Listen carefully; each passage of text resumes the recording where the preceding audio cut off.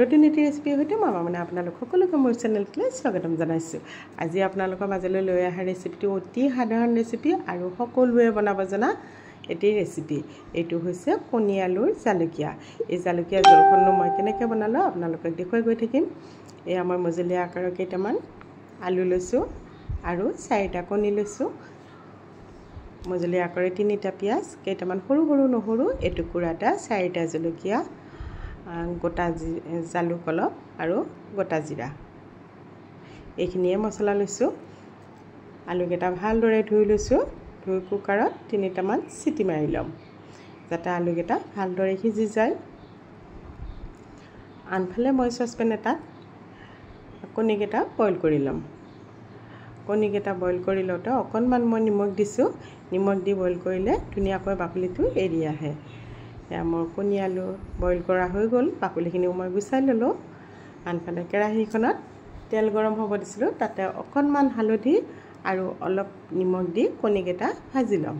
কণীকেইটা ৰঙচুৱাকৈ যদি ভাজি লওঁ তেতিয়াহ'লে তৰকাৰীখন দেখিবলৈ বহুতেই ধুনীয়া দেখি।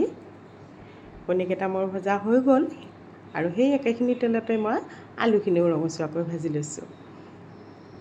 আৰু ৰখি যোৱা তেলখিনিত অকণমান পাঁচফোৰণ দিছোঁ আৰু কাটি লোৱা পিঁয়াজখিনি দি দিছোঁ।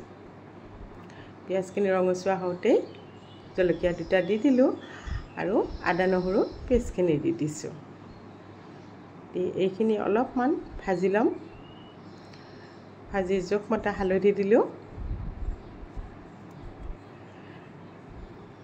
এতিয়া মই ইয়াতে ভাজি লোৱা আলুখিনি দি দিম। আলুখিনি যদি আমি ভাজি লওঁ তেতিয়াহ'লে কেঁচা গোন্ধটো নাথাকে, তৰকাৰীখন খাবলৈ টেষ্টি হয়। এইখিনি মই অলপ ভাজি ল'ম কাৰণ আলুখিনি মই অলৰেডি ভাজিয়ে লৈছোঁ। এইখিনি ভজা হৈ গ'ল। এতিয়া ইয়াতে গৰম পানী দি দিছোঁ।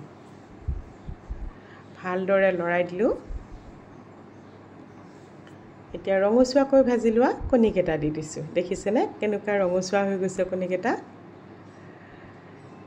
ভালদৰে লৰাই জোখমতে নিমখ দিলোঁ আৰু ইয়াতে এতিয়া দিম মই জিৰা জালুকখিনি মই শুকান কেৰাহী এটাত অলপ ভাজি লৈছোঁ। ভাজি লৈ সেইখিনি খুন্দনাত খুন্দি লৈছোঁ।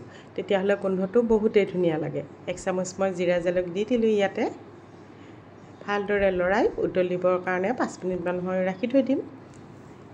এয়া মোৰ হৈ গ'ল কণী আলুৰ জোলখন।